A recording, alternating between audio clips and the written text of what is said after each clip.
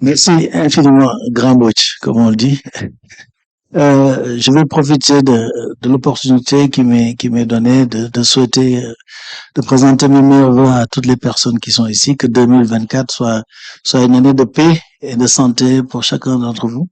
C'est une belle opportunité qui m'est offerte aujourd'hui de rencontrer aussi les autorités sénégalaises des États-Unis.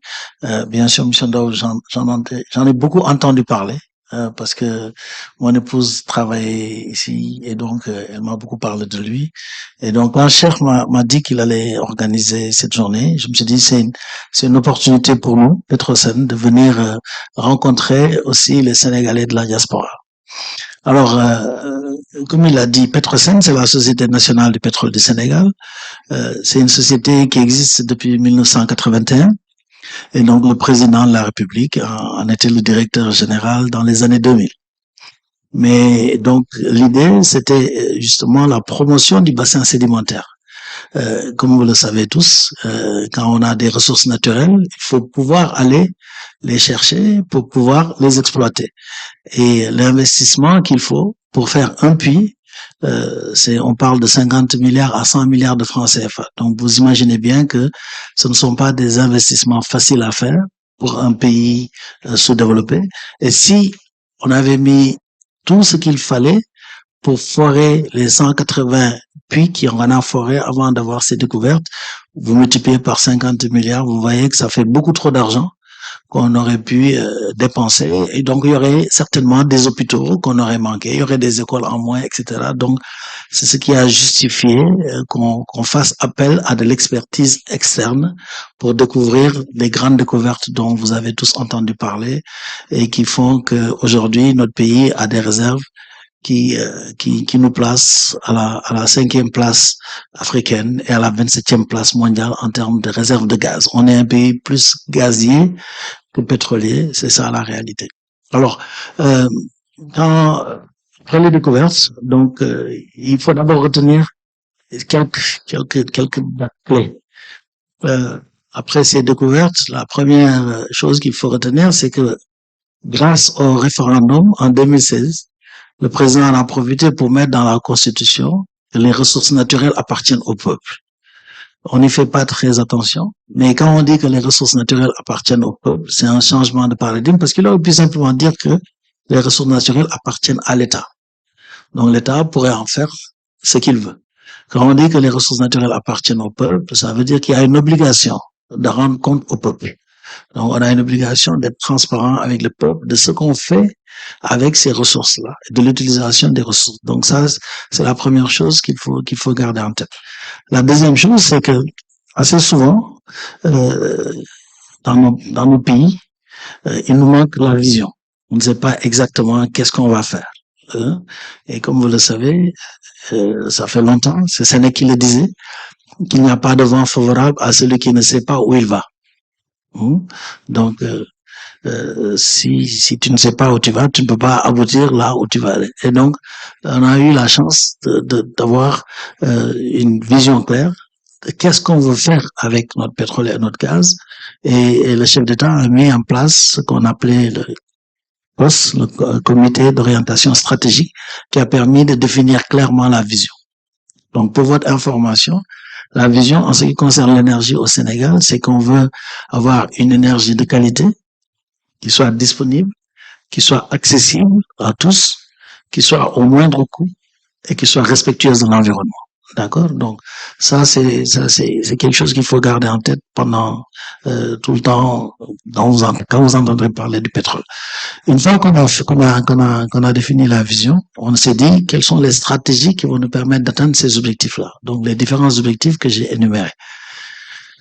Et donc le chef d'État a dit on va mettre en place une société nationale forte qui va intervenir sur toute la chaîne de valeur, aussi bien en amont, donc l'exploration et la production, mais aussi en aval, donc la distribution, jusqu'à ce que chaque Sénégalais puisse bénéficier justement de ces ressources naturelles. Première chose qui a été faite, c'est de changer le code pétrolier. Donc le code pétrolier qui a permis d'attirer les gens, qui était un code très incitatif, il datait de 98, et effectivement, il faisait la part belle aux investisseurs qui voulaient investir au Sénégal. Donc, parce que simplement, on ne savait pas si on avait réellement des ressources qui étaient économiquement viables. Donc, c'est une chose d'avoir du pétrole, c'est une autre d'en avoir assez pour que ce soit commercialement rentable. Et donc, on a changé le code. Deuxième chose. Troisième chose, c'est on a mis en place ce qu'on appelle la loi sur le contenu local. Et on a la chance au Sénégal d'arriver après beaucoup d'autres. Donc, on a pu apprendre des erreurs des autres. D'accord. Donc, souvent, les pays découvrent du pétrole, ont des ressources naturelles, et commencent à travailler et se rendent compte bien après que les Sénégalais eux-mêmes ne profitent pas de ces ressources-là. Donc, ce sont des sociétés étrangères qui ont la part du lion dans le partage du gâteau. D'accord, pour m'exprimer simplement. Et donc, on a mis en place cette loi sur le contenu local et dit que on va avoir un objectif d'avoir 50% de contenu local en 2030. C'est énorme.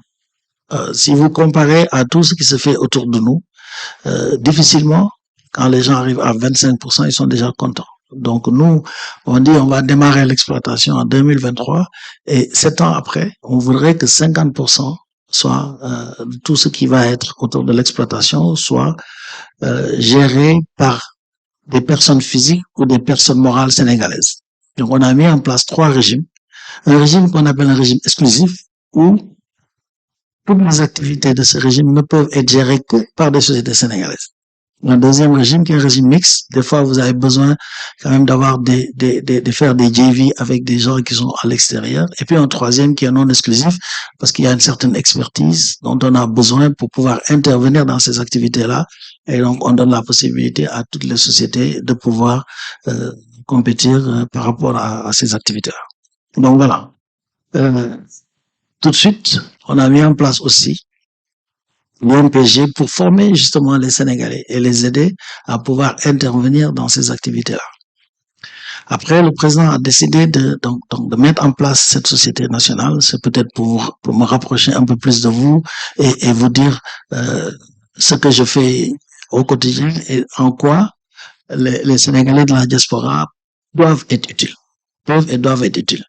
Donc déjà en 2019, on avait organisé une réunion avec tous les experts sénégalais de la diaspora. Et vous serez surpris de savoir qu'il y a énormément de Sénégalais qui sont dans le pétrole et dans le gaz, qui travaillent dans des grosses multinationales et qui sont dans des postes de responsabilité très élevés. Alors, le problème qu'on a eu, je vous en parle aussi simplement que ça, c'est que effectivement, quand vous restez longtemps en dehors du Sénégal, vous avez tous des problèmes de vos salaires. Si vous comparez vos salaires au salaire à Dakar, effectivement, on ne peut pas comparer. Khalis Boutouk est cher. Donc, il faut garder ça en tête. Donc, c'est pas possible de comparer les salaires que vous gagnez ici par rapport aux salaires que vous gagnerez si vous venez au Sénégal. Donc, la majorité des experts sénégalais pratiquement n'ont pas accepté de venir travailler au Sénégal. On en a eu peut-être 2 ou 3 qui ont décidé de sauter le pas. Alors, je vous le dis tel que je le ressens. On ne peut pas faire avec des gens qui sont à l'extérieur. Donc forcément, on est obligé de composer avec les Sénégalais qui sont là, sur le terrain. C'est la réalité. Donc, vraiment, il faut que les Sénégalais de la diaspora comprennent cela. Après, c'est vrai que si on n'est pas là, c'est facile de critiquer, mais il faut venir sur le terrain. Comme ça, au moins, vous aurez la possibilité de faire. Moi, c'est ce que je crois. Et je vous le dis, comme je l'avais dit à l'époque, à tous les experts qui n'avaient pas accepté de sauter le pas. Malgré ça, on a créé la société, Petrosen Trading et Services, donc sur la demande du président. Et donc, on était, je pense, la 78e société à avoir une licence pour opérer. 78e société. Donc, et on avait en face de nous que les majors. Il y avait donc Total, Vivo, voilà. Toutes les compagnies majeures dont vous entendez parler, plus quelques sociétés sénégalaises, bien sûr, qui ont fait aussi du chemin, Elton, etc. Et, et donc, on était une société nationale face à des sociétés du privé. D'accord? Et bien sûr, il fallait qu'on fasse quelque chose qui soit différent de ce que les autres avaient fait. Si on faisait exactement ce que les autres avaient fait, on ne serait pas là où on est aujourd'hui.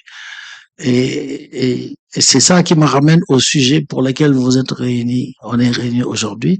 Euh, j'ai dit à mon équipe, il faut qu'on aille vers la digitalisation.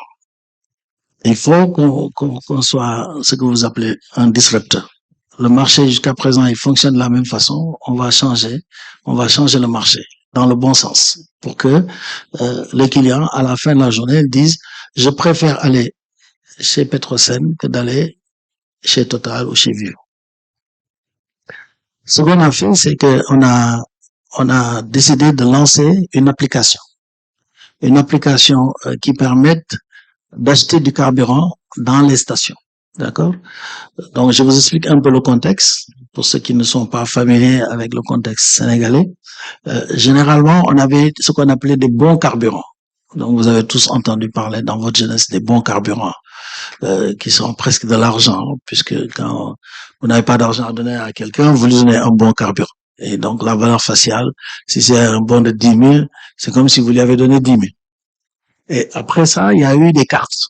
Donc, pareil, il y a des cartes Total, il y a des cartes Shell, etc., etc. Et donc, nous, on s'est dit, le fait qu'il y ait des cartes Total ou des cartes Shell, quand vous avez une carte Total ou Shell, vous ne pouvez acheter que chez Total ou vous ne pouvez acheter que chez Shell. Vous ne pouvez échanger les bons que chez, etc. Donc, ce qu'on s'est dit, c'est qu'on va mettre en place une application qui permettra d'acheter du carburant chez Petrosen, mais aussi chez tous les partenaires.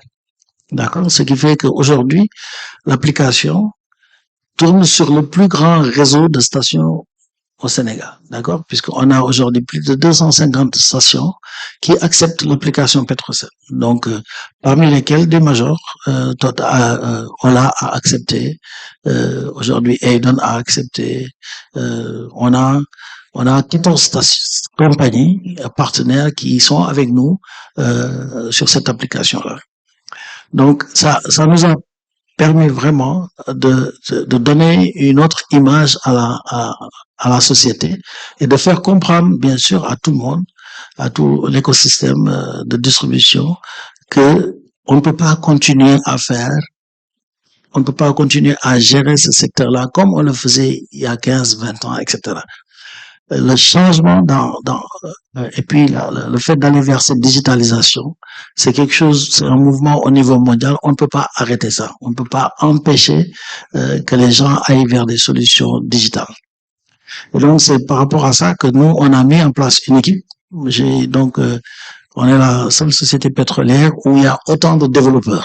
Donc, moi, j'ai 7 développeurs in-house, donc full-time, qui sont là tout le temps et qui donc chaque jour se réveillent, travaillent sur l'application. Faut que quand même je rende hommage à ceux qui avaient développé la première application. La première application, elle a été développée justement par des Sénégalais de la diaspora.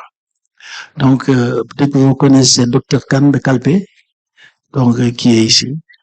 Je pense qu'il vit en Pennsylvanie et puis Amadou Fall qui a vécu longtemps à Atlanta. Voilà, que Dieu ait pitié de son âme qu'on a perdu avec Covid. Donc je les ai appelés un jour et je leur ai expliqué ce que je voulais et c'est eux qui ont développé la première version de l'application Petrosen Trading et Services. Et encore une fois, comme j'ai dit, c'est parce que c'est des gens de la diaspora qui ont accepté de venir relever ce challenge avec nous. Donc, vous avez un rôle que vous devez jouer. Si vous ne le faites pas, sachez que vous avez raté une partie de la mission qui doit vous être assignée. Et donc, voilà, aujourd'hui, cette application marche très bien. On a décidé finalement de la ramener au niveau Petrosen parce qu'il y a effectivement énormément de données qu'on ne peut pas se permettre de laisser à l'extérieur de l'organisation. On a toute notre stratégie autour du marketing différencié qui doit s'appuyer sur l'application. Donc, on a décidé de ramener l'application en interne et aussi d'avoir donc tous ces développeurs qui sont chez nous. J'en profite pour d'abord signaler le fait que tous les développeurs sont des gens qui ont été formés au Sénégal. Hein. Tous les développeurs qu'on a actuellement. Donc il y a le talent qui est là localement. Donc ce sont des jeunes sur lesquels le pays doit s'appuyer pour pouvoir se développer. Certains d'entre eux euh, ont été à plusieurs reprises approchés, surtout pendant Covid, où les gens leur donnaient la possibilité de rester à Dakar, de toucher des salaires plus importants que les salaires qu'ils auraient pu toucher en étant chez nous, mais de rester remotely parce ils étaient à Dakar, donc quand ils gagnaient $2000, c'était beaucoup par rapport à ce qu'ils pouvaient gagner localement. Donc, mais ils ont quand même accepté tous de relever le challenge avec nous. Et donc aujourd'hui, on a cette application-là, mais aussi on a d'autres applications qui ont été développées dans le cadre de notre business. Donc tout ça pour dire que euh, on a besoin d'abord de décider résolument d'aller vers cette digitalisation. On n'a pas le choix. Ce n'est pas qu'on veuille ou qu'on ne veuille pas. Deuxième chose, on a assez de talent, on a assez de génie au niveau du Sénégal pour pouvoir le faire. Maintenant, le kenn mun ñaar ko dak asama mbolo. Donc, si les Sénégalais de la diaspora aussi participent à ce mouvement-là, on pourra effectivement profiter de nos ressources naturelles, comme je l'ai dit, parce que simplement, dans cet même article de la Constitution qui dit que les ressources naturelles appartiennent au peuple, l'autre alinéa dit que l'exploitation de ces ressources naturelles doit améliorer le bien-être des Sénégalais. Et pour améliorer le bien-être des Sénégalais, effectivement, on a besoin que cette exploitation-là soit confiée aux meilleurs Sénégalais. Et vous faites partie des meilleurs Sénégalais dans vos domaines respectifs. Donc, les Américains ne vont pas venir développer notre pays. Les Japonais ne vont pas le faire. Ce seront tous les Sénégalais, nous tous, qui devons nous y mettre pour pouvoir développer notre pays. En tout cas, au niveau de Petrosen Trading et Services, on s'y attelle tous les jours. Toujours pour vous donner un exemple, la distribution, on va rentrer dans la distribution de gaz, d'accord, donc de gaz butane dans les différentes maisons. Eh bien, on a décidé de passer par l'application qui ne fera pas que du carburant, mais qui va aussi permettre de distribuer le gaz, étant donné qu'on a les coordonnées des gens, donc on peut exactement acheter à travers l'application et se faire livrer sa bouteille de gaz à la maison directement. Et donc voilà, c'est toutes ces choses-là qu'on a en tête, qu'on est en train de développer. Pour les Sénégalais de la diaspora, et je vais finir par ça, je pense qu'il y a beaucoup d'opportunités à investir dans la distribution. Dans la distribution, comme vous le savez, même les stations-service. Il y a dans certains endroits, il n'y a pas de station-service. Parce que simplement, quand les sociétés investissent dans les stations-service, ça leur coûte cher. 300 millions, 400 millions, il y a certaines stations, on va jusqu'au milliard. Bien sûr qu'il est plus simple d'investir et d'avoir un retour sur investissement à Dakar que si vous mettez la station à Kharachana. Je suis sûr que 90% des personnes qui sont là ne savent même pas où est Kharachana. Donc, effectivement, nous, l'équité territoriale nous impose d'aller et on a une station à Kharachana. Donc, on n'a pas le retour sur investissement qu'il faut, mais l'équité territoriale nous impose d'aller là-bas. Eh bien, généralement, ce qu'on fait, on le fait avec des tiers investisseurs. Donc, si vous êtes de Kharachana, vous pouvez venir voir Petrosen et ensemble, on fait l'investissement pour une station dans votre village afin de donner à vos parents du village la possibilité de bénéficier aussi de ces ressources naturelles. Parce que, encore une fois, comme je dis, quand on dit que ça appartient au peuple, ce n'est pas qu'aux gens chez qui on a découvert le pétrole. Hein. C'est pas à Saint-Louis seulement que c'est vraiment tout le peuple, c'est toute la population sénégalaise qui doit bénéficier des retombées de l'exploitation du pétrole et du gaz. Autre exemple, et là vraiment je vais finir avec ça, on a la chance, parce que je vous ai dit, on est un pays plus gazier que pétrolier. On peut faire plus de choses justement avec le gaz qu'avec le pétrole. Quand vous entendez tout ce qui est pétrochimie, etc., c'est fait à partir du gaz. Et donc, on a un grand projet de faire de l'urée. L'urée, c'est l'engrais, hein, d'accord. Donc, euh, aujourd'hui, quand vous regardez, nous, notre consommation, nos paysans vont consommer 13, 14 kilos par hectare d'urée parce que ça coûte cher, malgré les subventions de l'État. L'État met à peu près 40 milliards chaque année pour pouvoir importer de l'urée et donner à nos paysans. Quand vous venez au nord, les gens vont consommer 150, 10, 15 fois plus. D'accord? Et bien sûr, la productivité va avec. Plus on va mettre des engrais et plus on produira. Donc, ce qui fait qu'aujourd'hui, on importe de l'urée et on continue encore à importer tout ce que nous consommons. D'accord? Donc, on a un projet de mettre en place une usine d'urée de 1,2 million de tonnes, une partie pour, bien sûr, la consommation locale, mais aussi une partie qui va être exportée. Donc, de pays importateurs d'urée, on va passer à un pays exportateur d'urée d'engrais. Donc, on va atteindre l'autosuffisance alimentaire qui est un réel sujet. Et à partir de ce moment, on va faire rentrer des devises. C'est ça la bonne façon de faire. C'est en utilisant le gaz pour remplacer donc le fuel qu'on utilise aujourd'hui par du gaz avec la stratégie gas to power, on va pouvoir réduire le coût de l'énergie.